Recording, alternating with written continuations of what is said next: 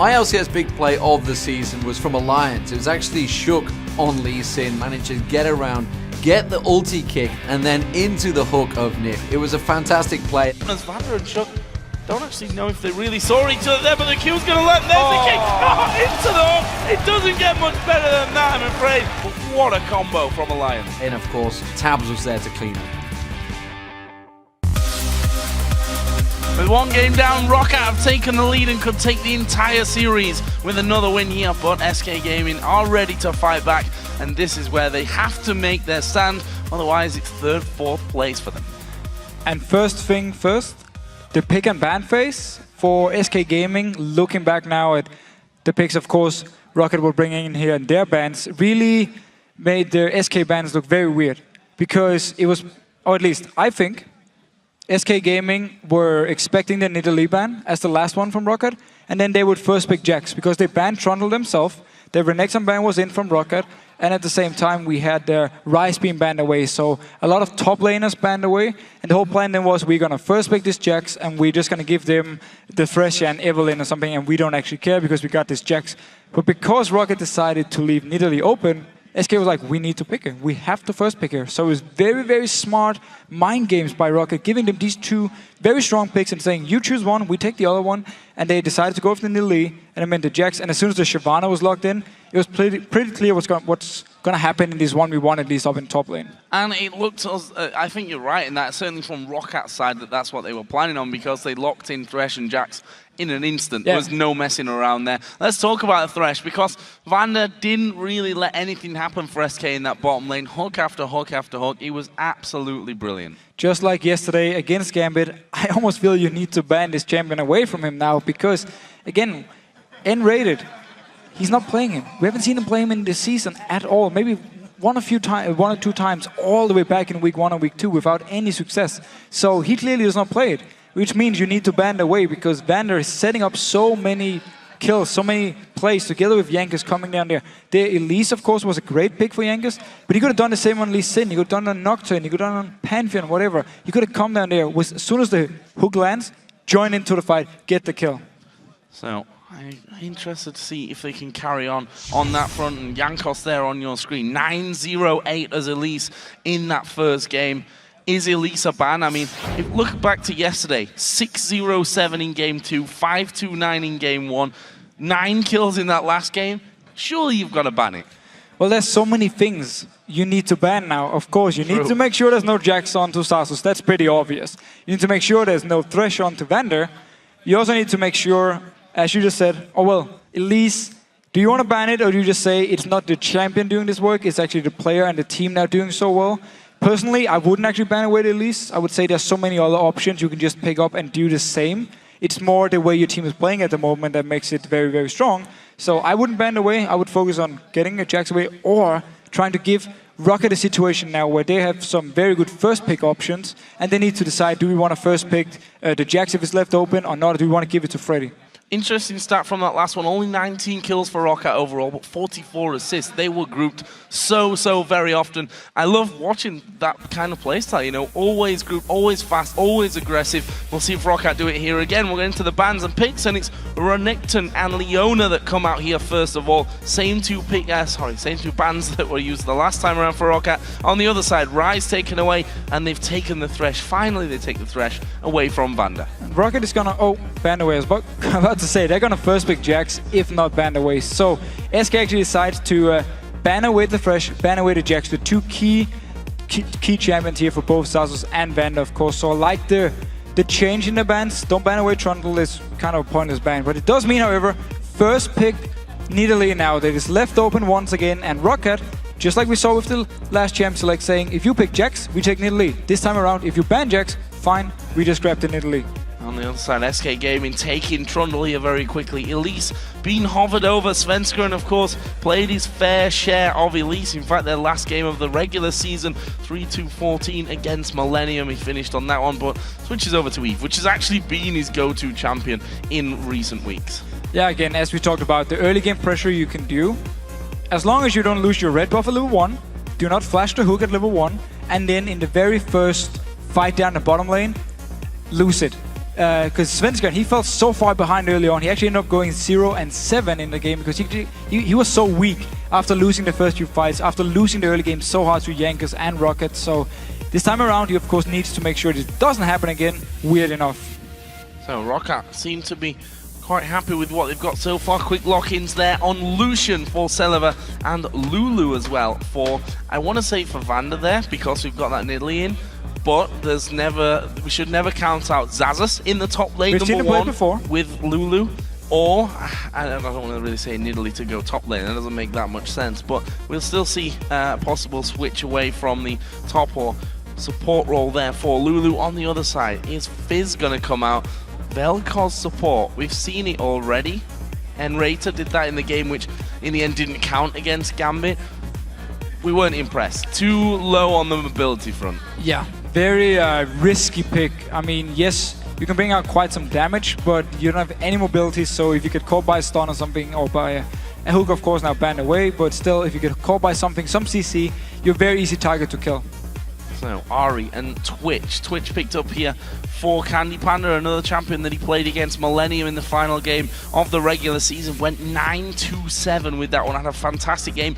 Ari at this point as well, fairly safe pickup against what he's expecting. Yeah, he's expecting to go against the Nidalee. You want to try and do the same thing Overpower did in the last game. Of course, it was an Akali, this now is an Ari. So, Assassin, you want to try and bully out the Nidalee. You want to try and get a kill, force her out of at least XP range or CS range in this laning phase, and trying to abuse the fact that Nidalee is fairly weak in the early game, and also that you can roam around the map as well. You can shove out the wave, and then you can start making plays with your jungler on Ari here. So that's obviously the case for SK. They want to try and do the same as Rocket, and with Twitch also being logged in, it gives late game wise or teamfight wise a lot of damage, and also with both Evelynn and Twitch logged in, you can roam around the map in stealth, try and find someone out of position. Going to see Kale taken away by Rocket. We are obviously Enrater playing that in the last game, and Gambit played both matches with that Kale against them as well. But Kha'Zix for Jankos in the jungle, that's a scary champion. If he gets going like he did on Elise, he's going to be even worse in terms of snowballing. Of course, I mean, and it also shows the Elise pick for Rocket was not the key thing, because it was open, they could have picked it, but decided to go with the Kha'Zix here. So teamfight wise, when you have Kale, Kha'Zix, Lulu, it's a very tanky Kha'Zix who's going to jump in your face. It's very hard to kill him, but if you actually look at the lineup here from Rocket, we still don't know exactly who's going to go where. Is it going to be Kale mid, and then Nidalee top lane? It's going to be Nidalee mid lane, Kale top lane, Kale support, or Lulu support. We're going to see how they swap around here, but I expect it to be Xaxus top lane on Lulu, Nidalee mid for Overpower, and then of course with the Kale support actually. Sona support here was the final pickup by SK Gaming. Sona we've been seeing less and less and less of as the season really rocks on. What's your opinion of Sona right now? Well, actually what I like about the Sona pick here is if it's Lulu support or if it's Kale support, she's going to do well against both. She's going to out-trade them, and she's also going to out-sustain them both. So in a 2v2, if they get this 2v2, Sona's going to be so strong compared to these supports early on, and will be able to give a lot of farm and a lot of pressure on, or give a lot of farm to Candy Panda, and the kill potential at level 6 when you have Twitch and Sona. If you combine the ultimate from Twitch and of course the ultimate from Sona, you have so much instant damage, so much CC as well. So very scary combo from SK here if they, or once they get the level 6 mark. And if they get rolling here as well. We saw Svenskeren on Evelynn in the last game. We've seen him on it so many times this season, and always putting up good numbers, but more importantly the numbers, always being able to get the rest of his team really rolling, and he tried his best in that last game. Came down to that bottom lane, but as you said, you start to fall behind a little bit. It quickly turns into a position where actually if a counter gank scenario happens, you've got no chance to live through it. No, and Svenskeren and Enrated are going to be the engage here against this very mobile composition from Rocket's side. Of course, Nidalee going to try and land the spears. You have movement speed buffs on Kha'Zix with your own ultimate. You got it on Lulu, you got it on to Vander and Kale support here. So a lot of mobility coming in from Rocket. Well, we're going to find out if SK can turn this one around. We're into game number 2 of the semi-final. And this is a possible last game of this best of 3 as well. If Rocket take this, they'll pick up that 2-0. Pretty much ace the playoffs, at least to the grand final stage, after beating Gambit 2-0 yesterday as well. And of course, it's Fnatic that's waiting in the final for either of these teams later on. Last game at level 1, let's not forget, we saw Roccat doing a 3-man late invade to red buff, which got Svenskeren killed. And also, of course, gave the red buff over and a big advantage early on to Rocket and especially Jankos on Elise, who really used it then to snowball from there on. And if you look at SK's side here, they actually picked up double ignite. So they're respecting the heal coming out of Nidalee, the heal coming out of course, of the Kale, and also the heal onto Celavar as a summoner here. So they want to make sure that once they actually catch out a target, they're going to kill you. They want to just burst you down instantly, make sure the heals does not go through and heal you back up. Like we actually saw with Fnatic against Alliance when they used this very shield and heal comp. And thinking back to the Challenger Series playoffs just last week as well, the annoyance that you have of that Nidalee Kale, the heals coming out, and then the summoner heal on top of that as well.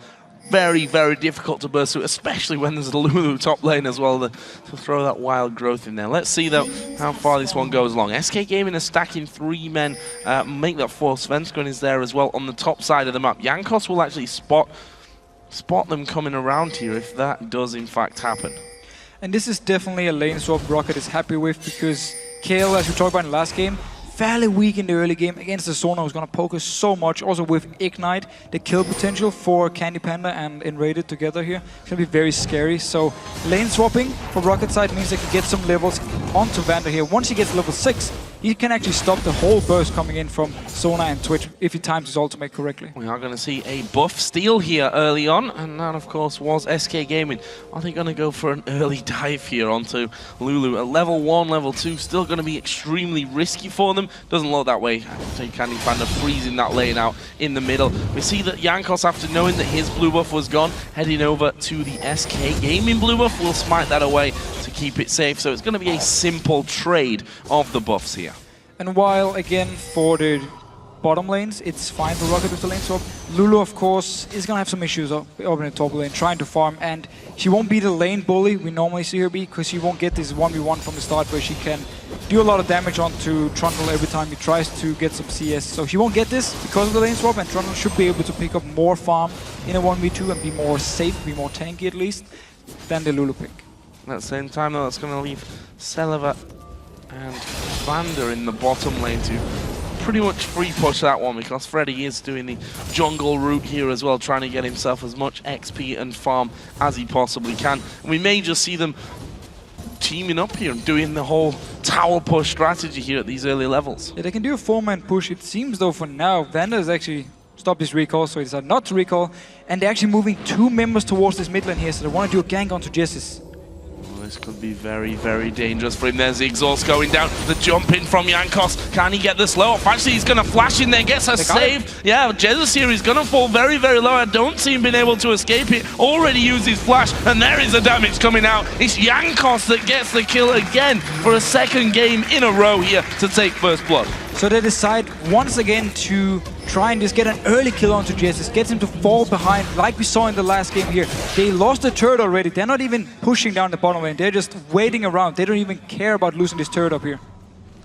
Celavar and Vander actually keeping this lane frozen, so no faster push there on towards that bottom turret. SK have already taken the outer turret in that top lane and are going to move in here possibly. Well, they can see Candy Panda when he steps under the turret here, but he just wanted to engage. Oh, flashing in for it there. It's Svenskeren that gets that kill. Freddy coming around the side, and Jankos surely going to fall. This is 4 men going in onto him. It will be a double kill for Svenskeren. Now Vander moving around. Teleport coming in as well. They're low, but it'll still be a 4v2. They can't fight that one. They've kept the turret alive, but losing 2 men. Yeah, losing 2 members, definitely a big mistake. They stayed around the turret, even though there was the chance of them getting dove by SK Gaming here. So very good move by SK. And now with the turret here and down the bottom lane where Celavar is just freezing the lane, he's not even going to hit the turret. They actually trade first blood onto Jessis now for turret and 2 kills for SK Gaming. So definitely worth it due to the fact they can get those 2 free kills, I would actually call them. Much better start this time around for SK, that's for sure. And as we hit the 5-minute mark, they've already got a 1,300 gold lead. Although Rocket, by the time they start getting those towers of their own, and that will start to level itself up a little bit. Jesus here just going for a bit of a wonder, getting that ward down by the Wraith camp of Roccat. Jankos is actually on the top side of the map right now. So looks like we're going to see the duos heading back together here in this bottom side of the map as Jez is putting some good damage down onto Overpow.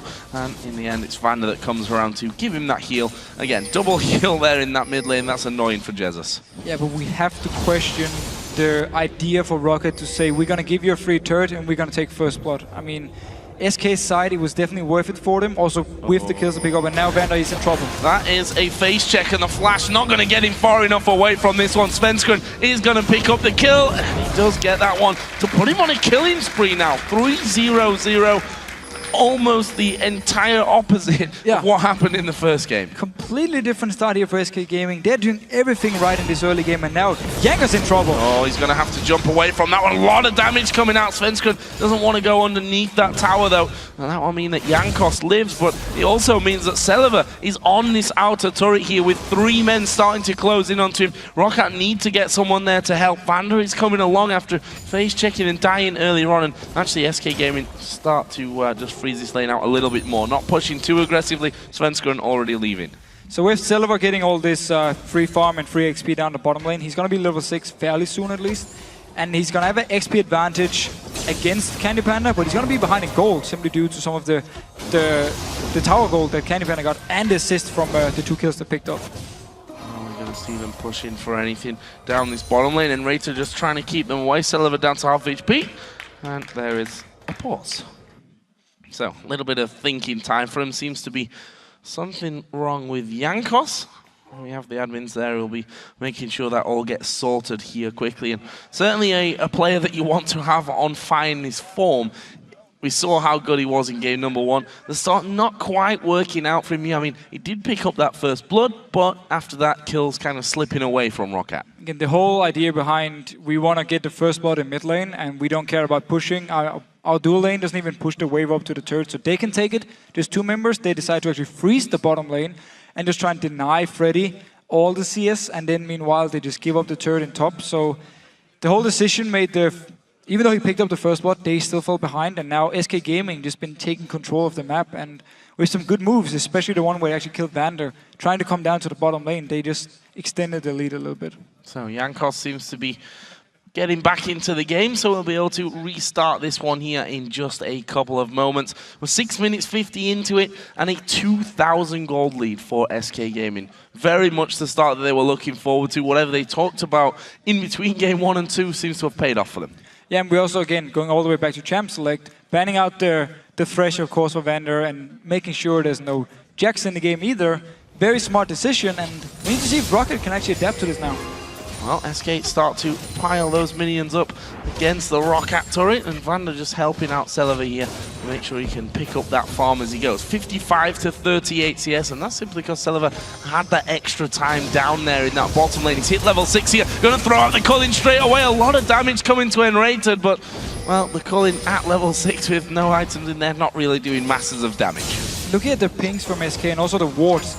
Triple ward in the jungle of Rocket so early on. They got full vision of anything Jankos is doing, and that's why Svenskeren feels confident just moving straight in here, going for the red buff whenever it actually spawns. And with this vision control, if SK moves in with the duel and if they push it all the way up here, force Vander Celiver to back, they can just walk in with Svenskeren and find easy picks. Red buff from Rockat's side actually spawns really late because Jankos had to move from his blue to the enemy blue and then all the way back to red. So Svenskeren's not going to get anything there for a while. Blue buff being done. Svenskeren's actually coming down towards his bottom lane. It's going to be a 3 versus 2. Vander being ripped to pieces, and Celiver, he's going to fall to the same. It's a double kill for Enrated on Sona. So while he didn't get a red buff, he still got to walk all the way down and just dive onto Rocket's dual lane here in the bottom lane. So again, the free farm onto Celiver has done absolutely nothing. The very strong movements here from SK, not being afraid to dive onto Rocket, really paying off.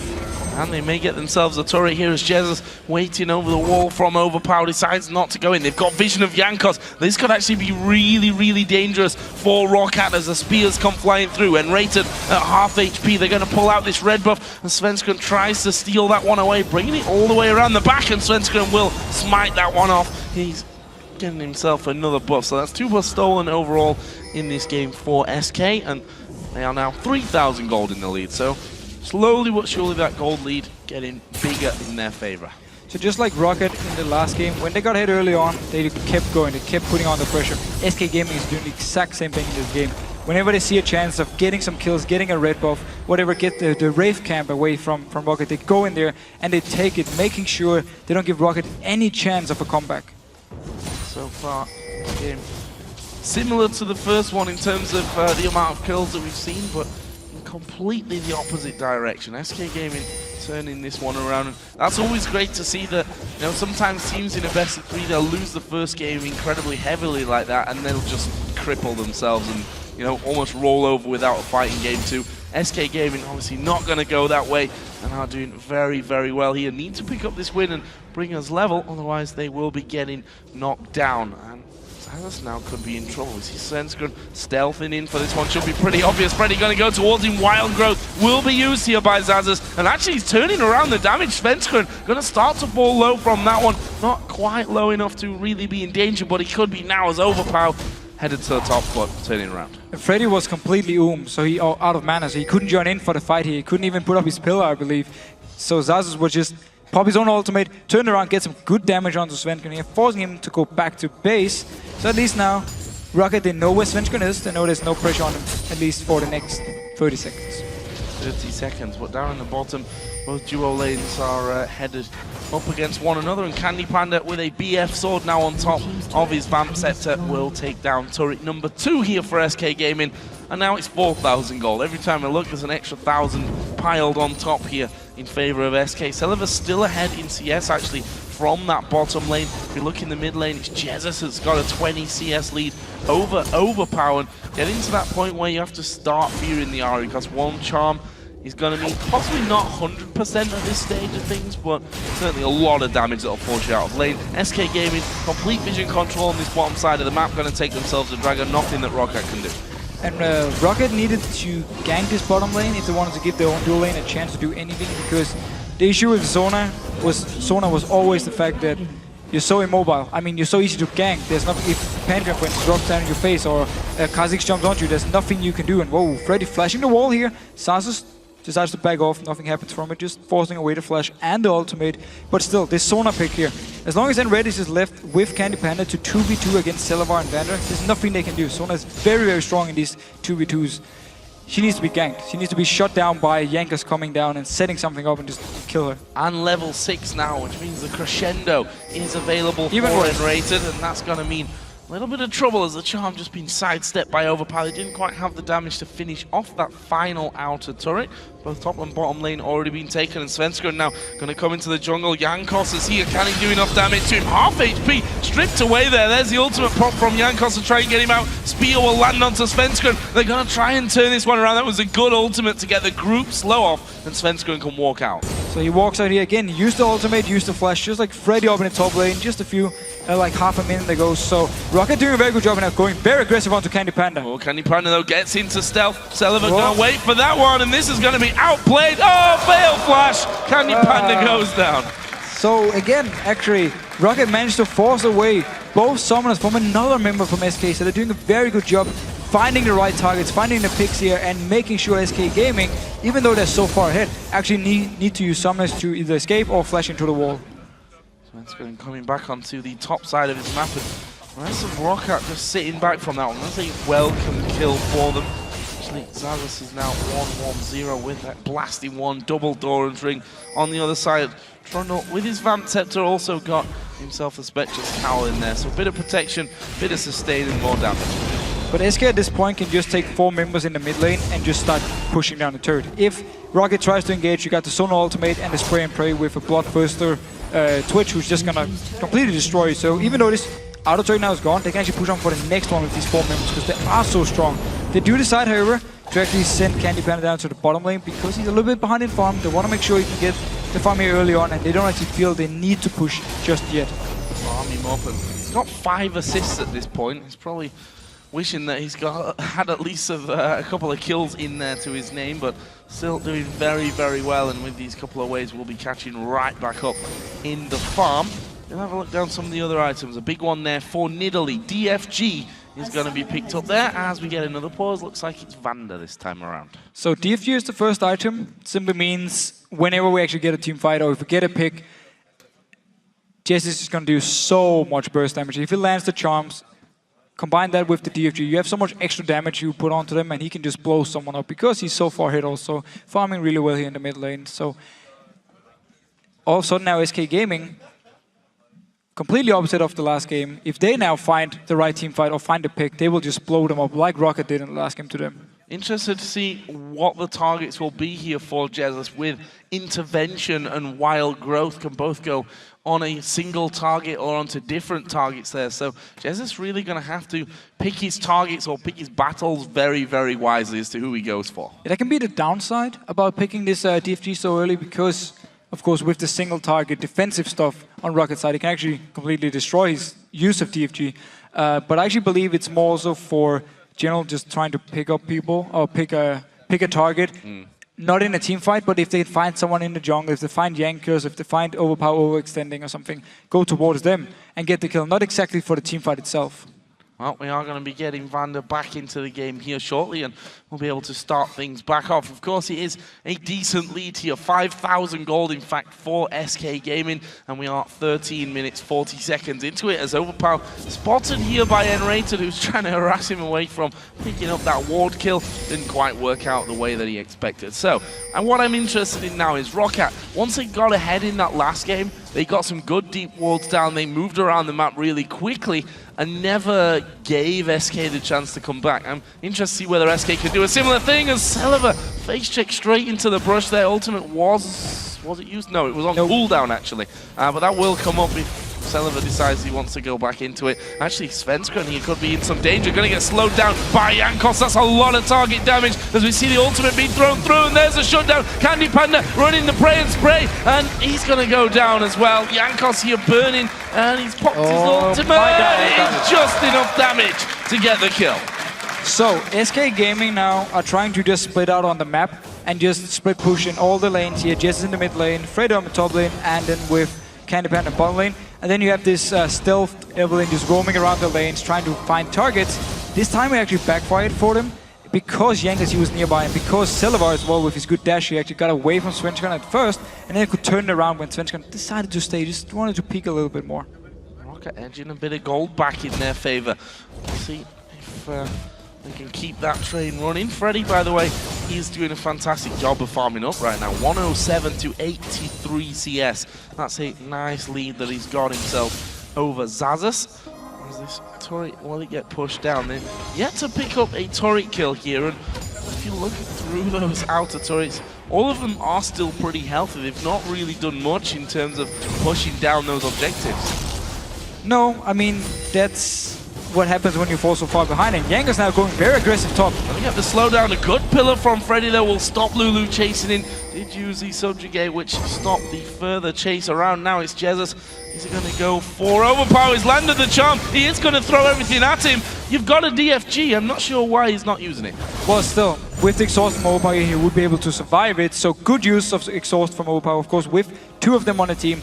Jesus and Candy Panda in the team fights, when he's using his spray and pray, are gonna be the targets here to shut them down. Now Jankos again going in. Oh, and he's gonna fall surely with both Overpower and Jankos moving in there. There is the kill. Freddy comes around. Svenskeren is there as well. Rocket aren't gonna know that until he's right on top of them. Freddy down to half HP. There's the intervention, and here comes the rest of Rocket. Have they got the damage? They've got the exhaust on Svenskeren. He's just dodged away there from the slow of those void spikes. In the end, SK don't lose anyone else. Couldn't pick up any kills, and now Enrated moving in. Celiva putting down a good ultimate. Svenskeren so incredibly low. Nidalee moving from the side. It's a four-man slow. Wild Growth will knock them all up. Spray and pray comes from the back. The crescendo as well. The spear doesn't finish off Enrated. And in the end, so very low on both sides of things. It's SK that get the kill.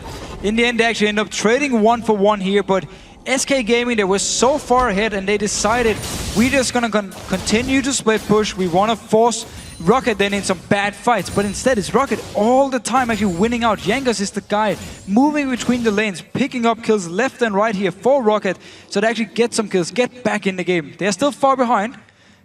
That we need to say it, of course, they are still far behind, and SK clearly though don't feel confident enough to actually go down and and start sieging a turret. Also because of the fact with Twitch, it can be a little bit risky because you're very immobile. When you hit the turret, it's very scary. And wow, spear onto Jess. A lot of damage onto Vander though, and actually uses DFG this time. Celiva coming in from the side, spears flashing through as well. Jankos dives into the middle, but again, they don't feel like they've got the damage as that spear was wide of its target, but they want Dragon here. This is another big chunk of gold in the right direction for Roccat if they can finish it off. SKR kind of hovering around.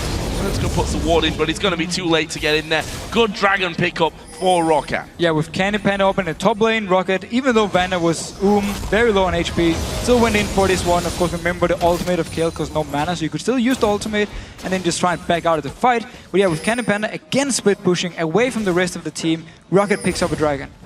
Celiva, is he going to get the first turret of the game for Roccat? Actually, they need to be careful that they don't lose his inner turret in the top lane. There are 3 men there for SK Gaming. I think that 4 now as Sona comes around and Roccat do get their first tower of the game down on that bottom side. Zazas trying to slow everyone down. Vander and Jankos and Overpower now moving in. Can they actually close them off here? Who will be the target for them as the spear comes through, lands onto Enrated? That's surely the signal to go for this one. Celiva is actually pushing the inner turret. He's going to take that one down. The entire team of SK are here. They could either fight 5v4 or try and recall, but Roccat are doing such a great job here of actually stopping them from recalling. How are they going to get back in time? They've lost the inner turret. Celiva's finally turned around. Brilliant play from Roccat. Roccat is honestly outplaying SK Gaming on the map. They take the Dragon, and then SK say to themselves, we need to go top lane now because Candy Pan is pushing a big wave. We need this turret. So they move all 5 members all the way to the top lane.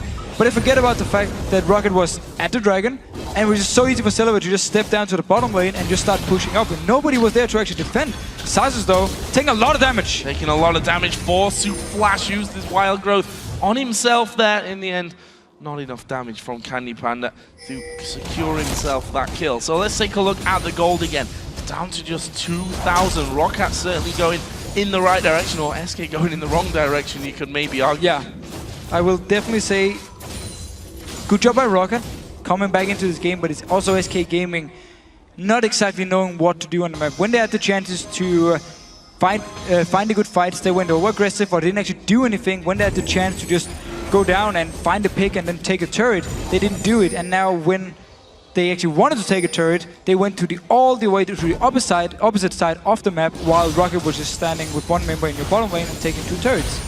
So SK need to just clear their mind now and actually think, what do we want to do with this comp? Do we want to continue to split push and try and find targets with Evelyn and maybe Candy Panda roaming around? Or do we actually want to start grouping up and try and team fight because we still feel we are far ahead? Surely with the composition they've got, it's got to be team fight. It's got to be pile in. It can be both. Gendo. If Roccat start to push them back onto the towers, with Overpower now starting to get stronger and stronger, that's not a position you want to be in defending against those Nidalee spears. No, again, so with the DFG into Jesses, it was clear he want to find picks. He doesn't want to go straight for a team fight because the intervention, because the Lulu ultimate can counterweight his DFG. So it showed at least we want to find picks. And that's the comp is very good for this from SK's side, of course. With double stealth, with Trundle split pushing, nobody can actually 1v1 him at the moment. He can just push out the wave and then back off, and with teleport he can always join in. So split pushing is definitely an option for them. They just need to make sure whenever Jankos actually comes in to fight, that they don't die to him, because that's been the issue again. He joins into the fight and they're being caught out of position by Jankos. Got himself up to 3-2-1 now. You see that Candy Panda again off on his own, and we mentioned that a little bit earlier on. He was behind in CS, he remains behind in CS, and quite the distance as well. 206 to 170 CS. Celiva certainly doing a great job on that front. The gold does still remain at about 2,000, the difference in favor of SK Gaming. They had pretty much the dream start to this one, aside from that first blood, of course, that went Jankos' way. Everything else went probably better than planned, considering everything that happened in game number 1. But Roccat not letting go of this game just yet. They want to win this 1 in 2 like they did against Gambit yesterday. We need to remember though, SK Gaming just need 1 kill in one of these side lanes and they can push it all the way down to a turret, and all the other lanes can start pushing all the way down to another turret. So while they've been losing for the last few minutes, they still have a very good chance of just finding a kill in this split push, with Svensson once again staying around where Candy Panda is to see if something happens, get the kill and turn around. So they still got very good chances. If Roccat go alone here. Well, Vander is kind of proving me wrong on that one as he throws out that ward, but they've been sticking generally at least in a pack of two. You can see they've got that pink ward on the top side to make sure that they've got full vision control of that area. Both Jesus and Enrater just pushing this middle wave up once again. Look down some of the items here. The Rabadon's Death Cap now added in on top of the Athene's Unholy Grail for Overpower. And we can see that the Lich Bane almost finished there for Xaxus as well. And Overpower got really past the point where Nidalee is weak. Of course, he got to the Death Cap point now. He's wave clear. As long as he jumps into cat form, he's now also very strong. If he can actually get into the minions without SK going towards him. So the whole point where the SK could abuse the fact that Nidalee wave clear is very weak is now somewhat gone, and also with the fact that Celebar is joining in with him, they can just clear together. Candy Panda here waiting around the side though. Will he be able to get through? Stealthing up there. They start to clear out that ward. Void Spikes will stop any advancement. Only 30 seconds until the next dragon of the game comes up. Svenskeren has already scouted that one out here. Scanning for more ward takedowns. So two invisible champions headed towards the dragon area. Not easy for Roccat to really weed out. A few things to look for in the fight. First of all, the DFG from Jesus. Will he use it on the target where Vander managed to put the intervention on, so it removes all the damage here? And also we need to look for the combination with Enrader, his ultimate, and then spray and pray from Candy Panda. If he can stand in the backs of the fight, ultimate landing down from Enrader, he can hit multiple people. SK Gaming will destroy Rocket in the fight, so let's see how they can play these key champions and key things in the fight for SK's side. And of course Rocket needs to be very careful they don't get caught by a Sauna Stun.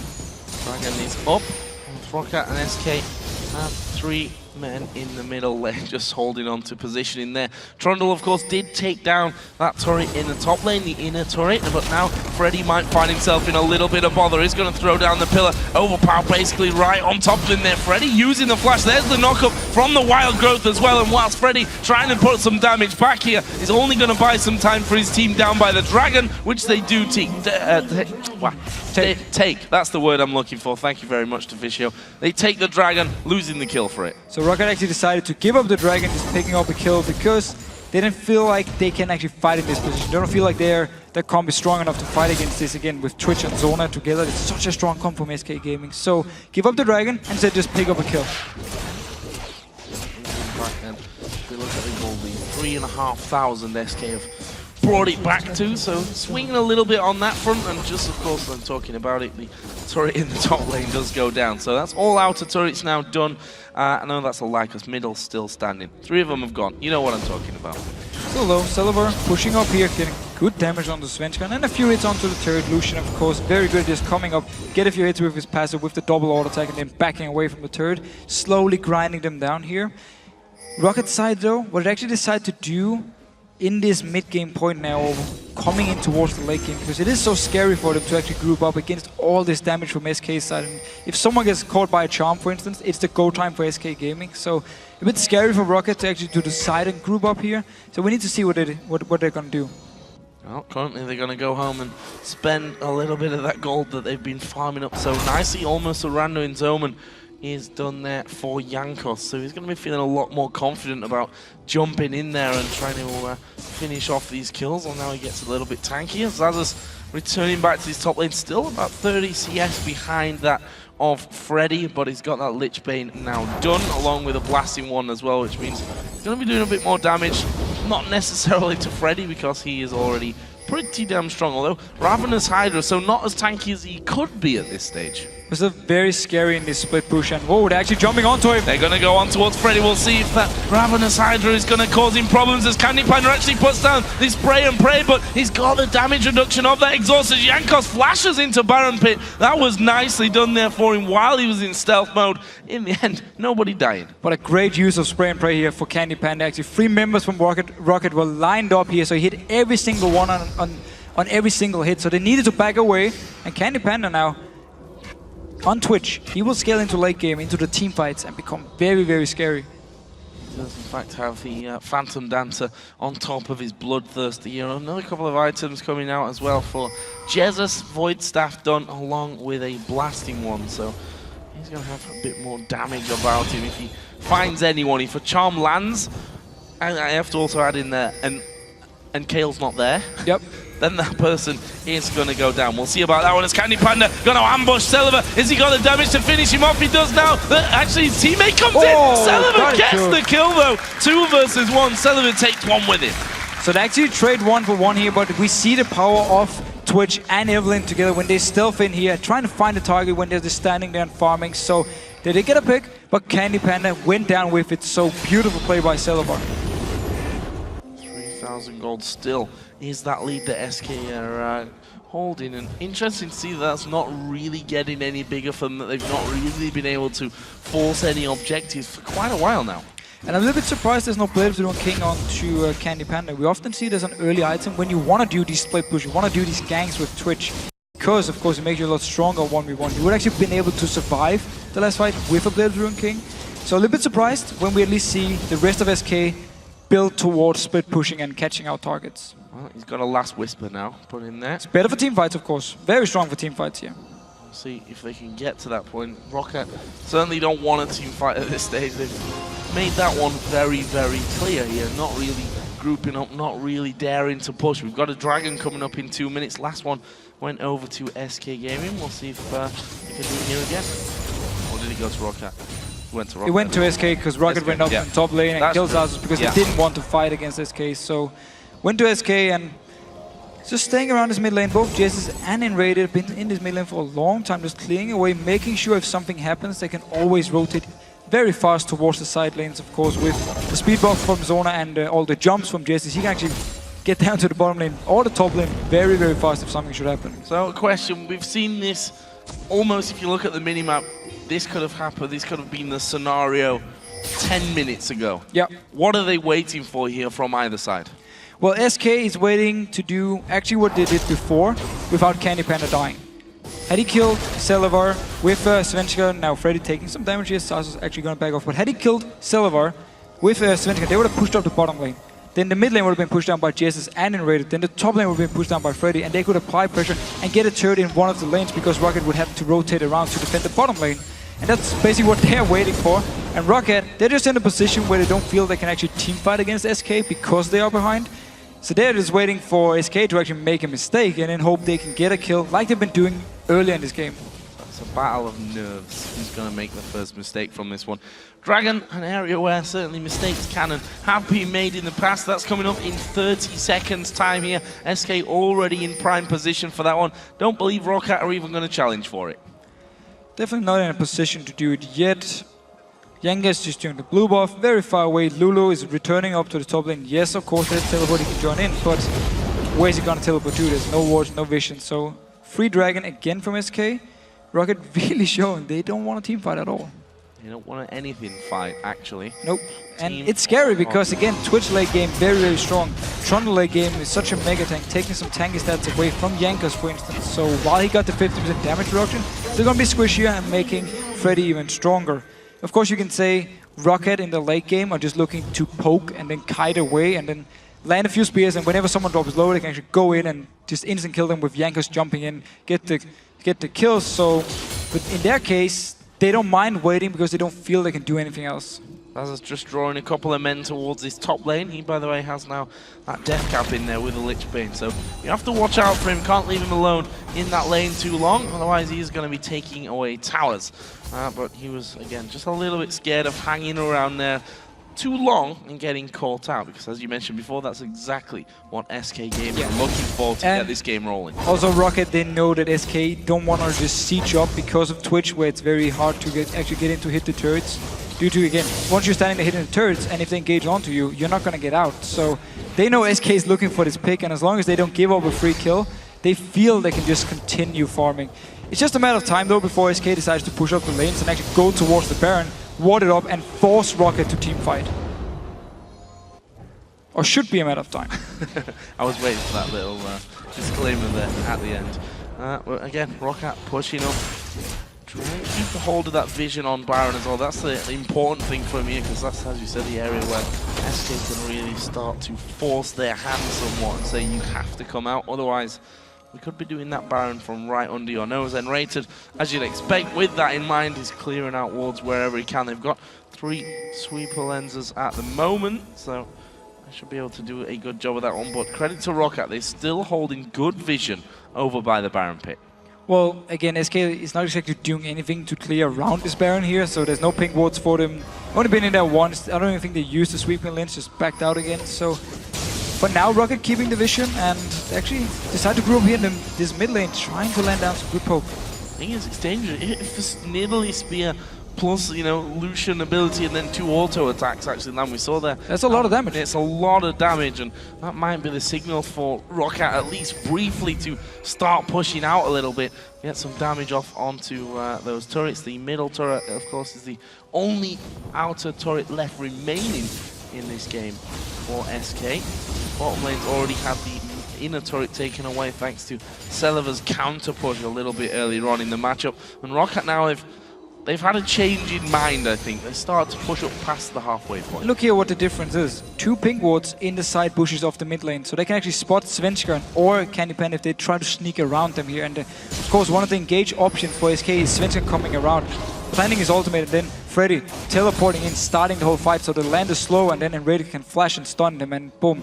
Spray and Pray is going to go mental. Candy Panda, though, is going to show himself in the top lane, and look at that. Rocket just dives straight in. The Culling comes through! Last bullet actually catching Enrayton. This is the tower going down. Freddy's pushing bottom, but he's not going to be able... Oh, is he going to take the tower? Yes, he did take that one. But Zazas actually going to stop him here. There is a teleport where it's Wild Growth on himself to stop the teleport coming in. He was like, I'm going to win him. Oh, wait a minute. I can't actually do anything about it right now. Svenskeren, you're going to get jumped on. Don't think there's a kill there, though.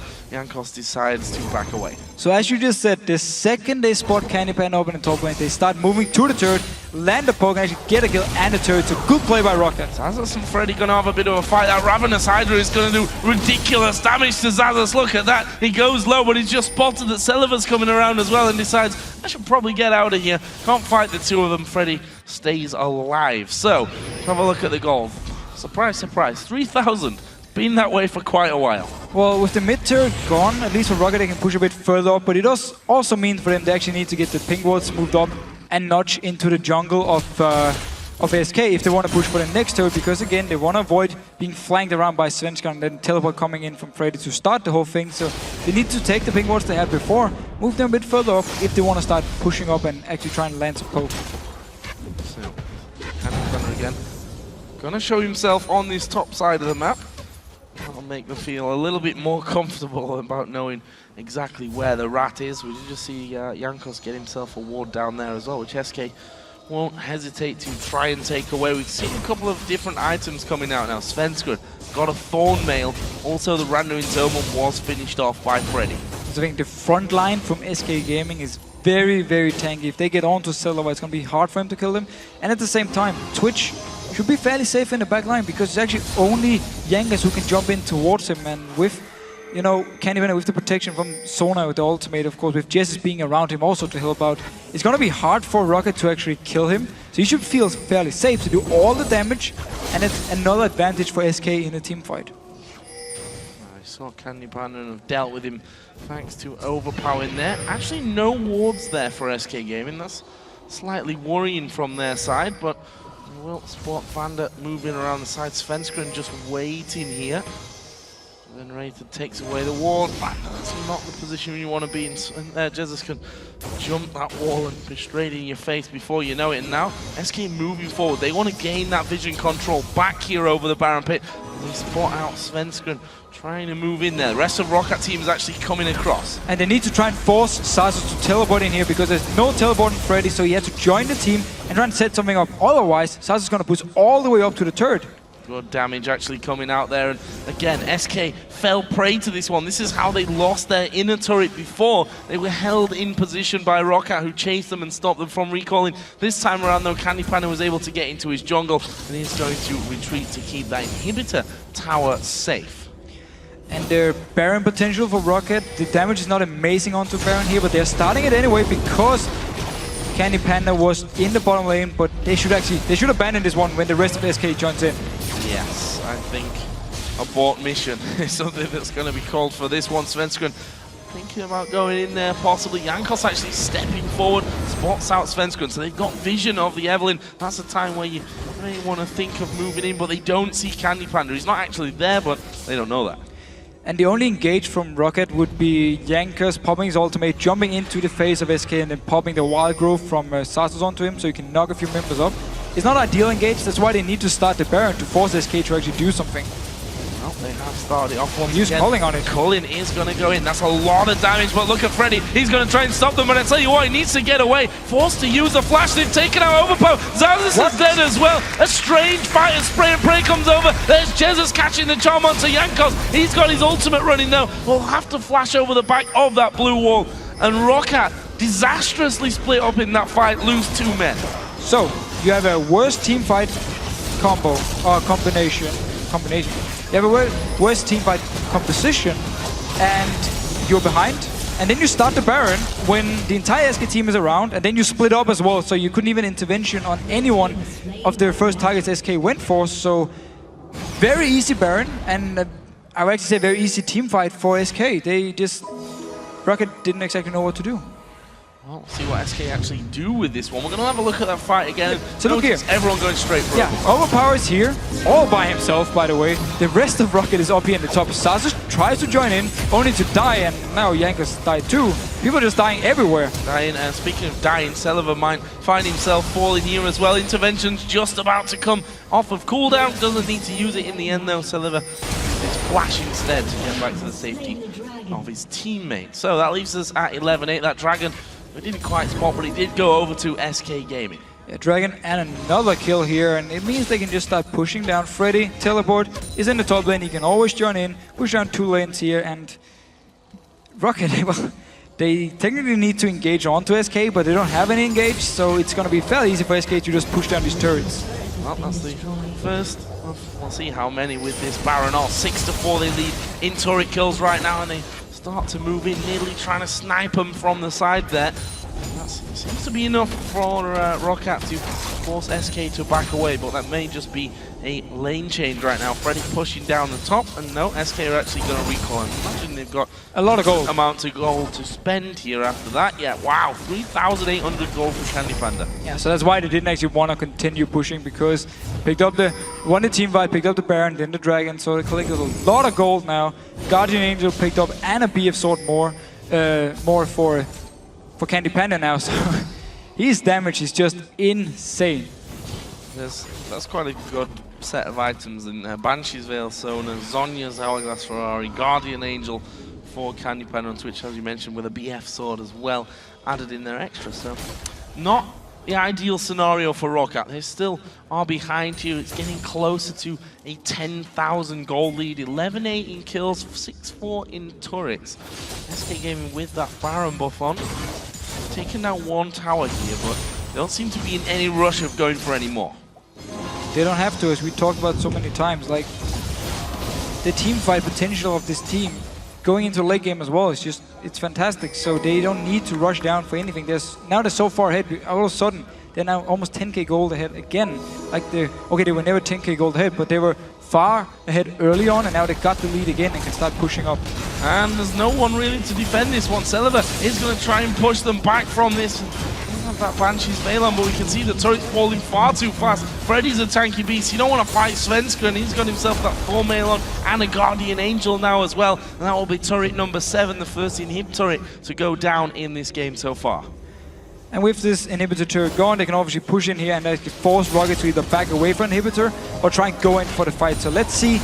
Look for Jankos to try and stealth up and jump into the face of them with the ultimate from Sasus if they want to engage. Big spear onto Candy Panda, but he's got a Guardian Angel and he's going to lifesteal back. Panda goes down, didn't use his intervention. That could be the end of the game here if Candy Panda and SK play this one right. Jesus trying to get in on towards Jankos. Inhib's going down. I don't see a reason why SK really need to turn around from this one. Candy Panda's just going to be able to lifesteal himself back up. Spray and Pray doing good damage there. Uses that expunge as well, and you see his health just rising massively every second. And look at that bottom lane, perfect timing, a massive wave of minions coming in to help them finish off the inhibitor. And Van is still dead for 25 seconds. There's still ultimate onto Enraged, there's still ultimate onto Freddy and Svenska, so they can easily fight this one in case Rocket tries something. So going into it then, that's where it focused by Candy Panda. Freddy bites, also doing masses of damage.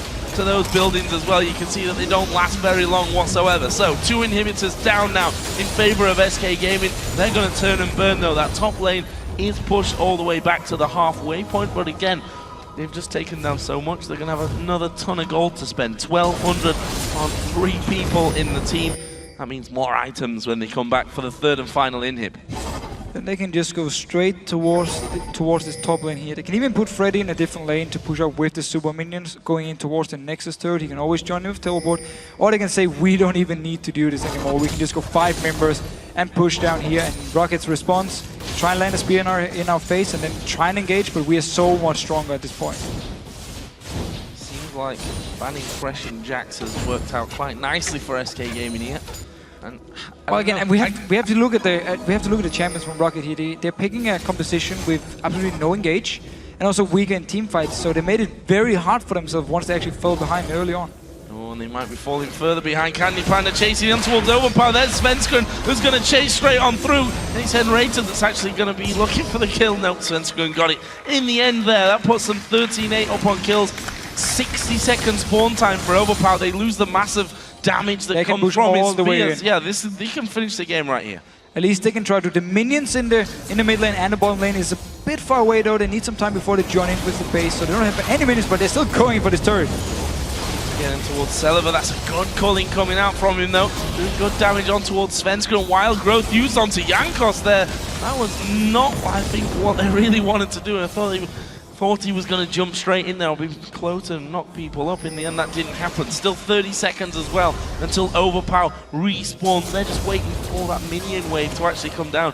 I think Freddy could probably just tank it up at this stage though. He could just tank it up. Just playing it safe though, actually waiting for the minions to come here. Cannon minions, well now they're going. Candy Panda gonna go low, but there's a crescendo coming across from them. It's Sullivan that's a focus there at the front. Svenskeren gonna finish him off, and this is just a whitewash of kills coming through. Vanda tries to get back to Fountain, manages it as well. They didn't even pop Svenskeren's Guardian Angel. Candy Panda didn't have his taken down either, and there's super minions all over the base right now. They focus straight down to those Nexus turrets. There's going to be a last chance saloon here for Rocket to defend. They won't manage it. SK Gaming bring it back 1-1. Very, very strong performance and some very good champions picked up here. They fixed the issues they had in the champ select from game 1. They banned away the Jax, banned away the Thresh here, and it was a lot easier for them to play in the early game, at least also for SK.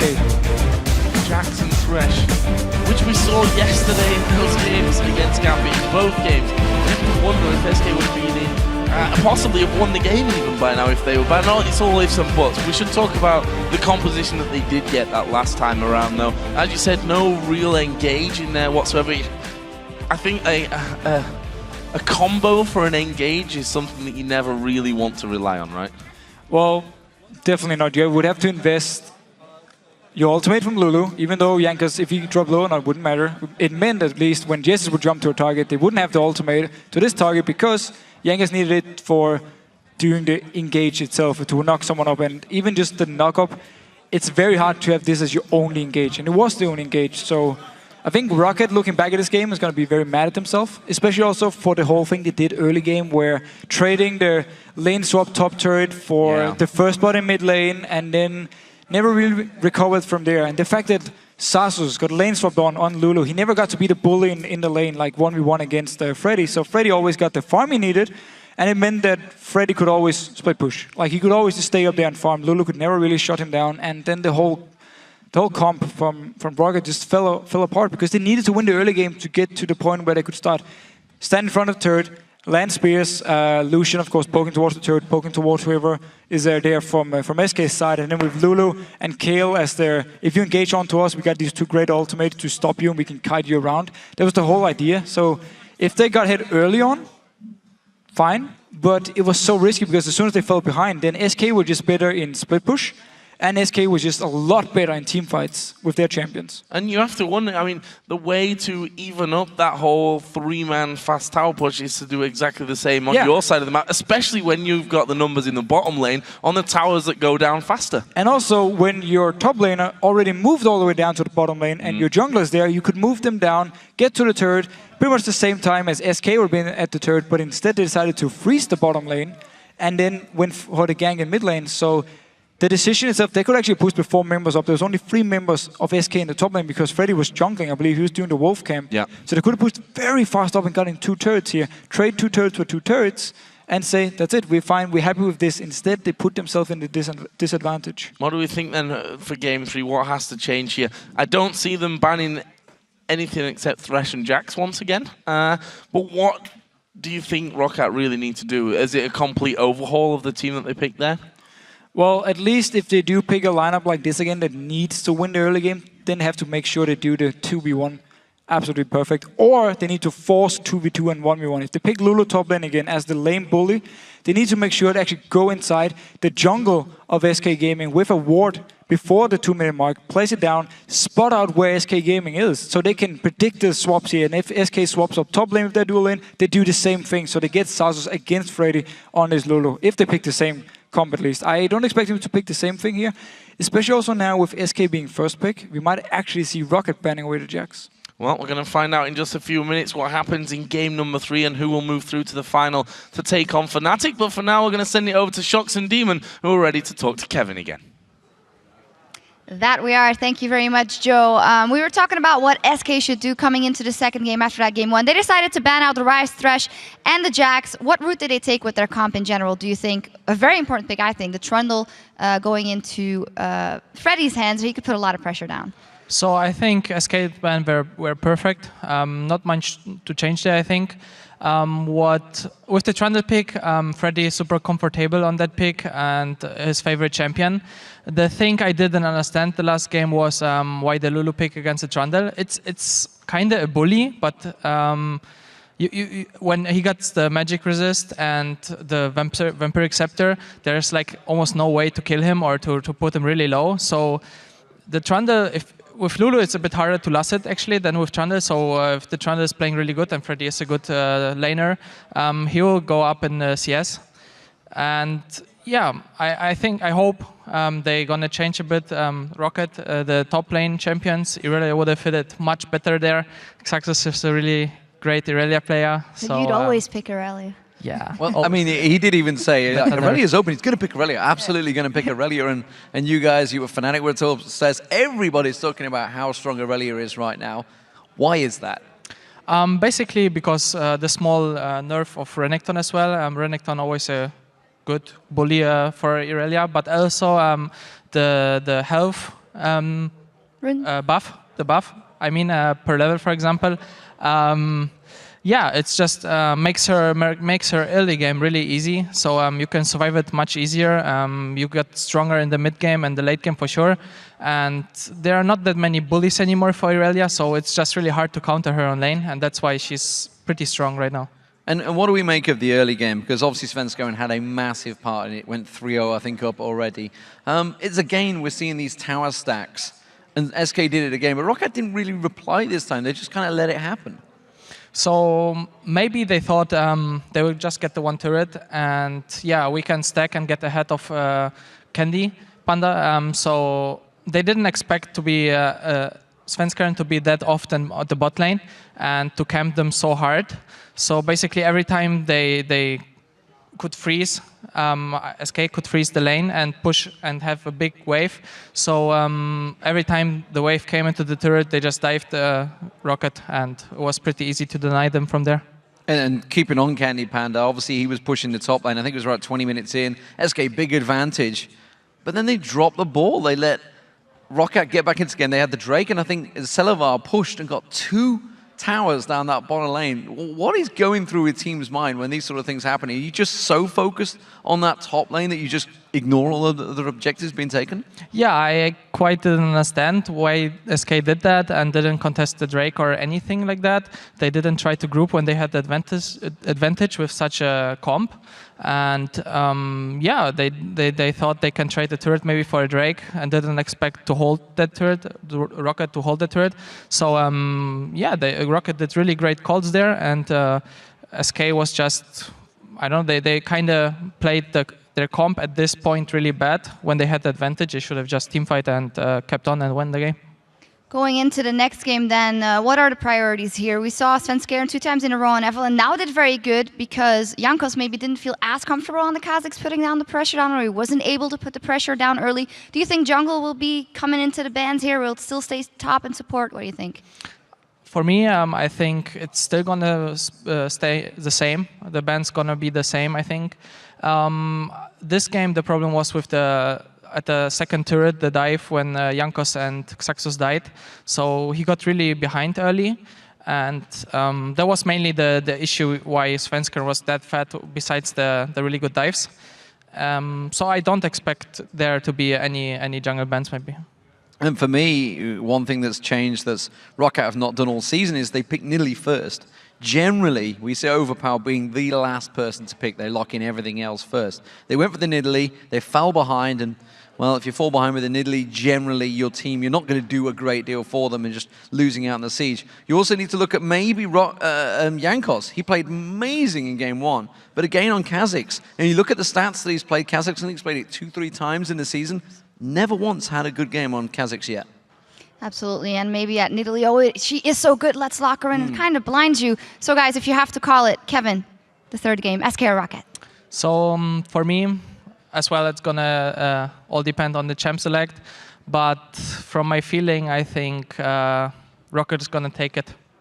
Yeah, I'm thinking ROCCAT as well. I mean, SK have finished top in the season. They've played brilliantly, but ROCCAT have looked really good in these playoffs so far. Absolutely have. We'll find out in a second, of course, but we have to take a short break. But we're just one game away from finding out if SK Gaming or ROCCAT will head to the finals tomorrow. We'll meet you right back here for that in 3.5 minutes.